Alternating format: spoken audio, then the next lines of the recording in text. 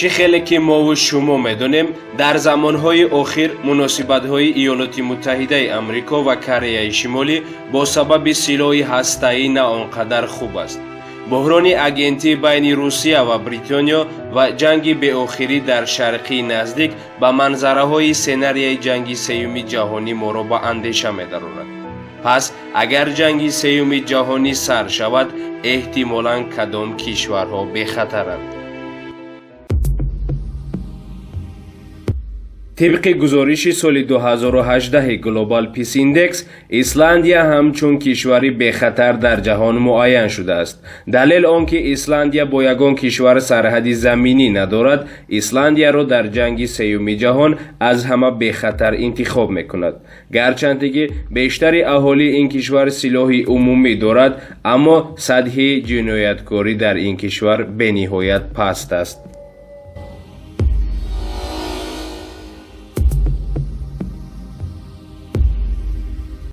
فنلاندیا نه تنها خوشبخت‌ترین کشور در جهان است، بلکه از لحاظ سیاسی همچون یکی از کشورهای معتدل در جهان شناخته می شود.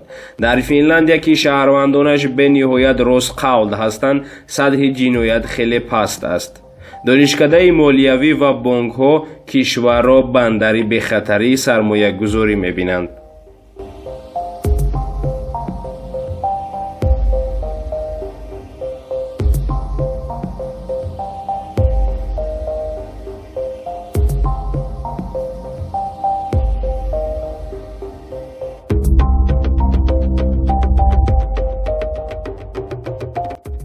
اسلوونیا که هم در جنگ یکم جهان و هم جنگ دوم جهانی پرینسیپی بی‌طرفی را قبول کرده است، اینچنین میتواند در دوره جنگ سوم جهانی موقعی خیلی به خطر باشد.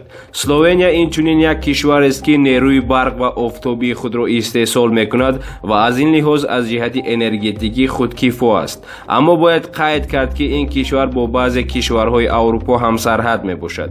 از این سبب ممکن است مورد حمله قرار بگیرد.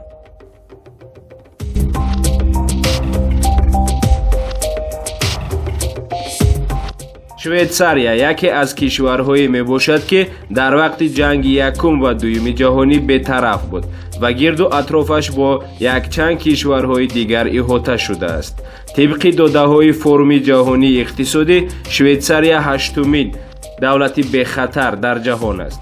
این کشور اینچنین قلب مؤسسه های مالیوی و بانک ها شناخته می شود.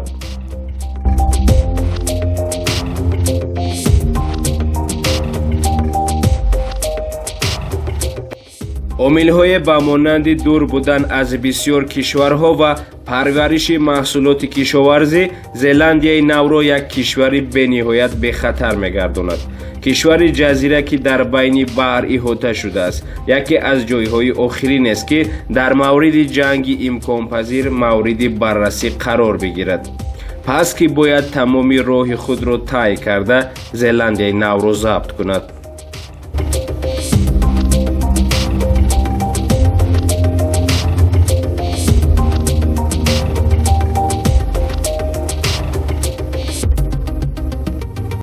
سینگاپور که دارای عنوان شناسنامه پرقوت‌ترین در جهان است، اینچنین یکی از کشورهای می باشد که تکنولوژی اینتלקتوالی را بهتر استفاده می‌برد.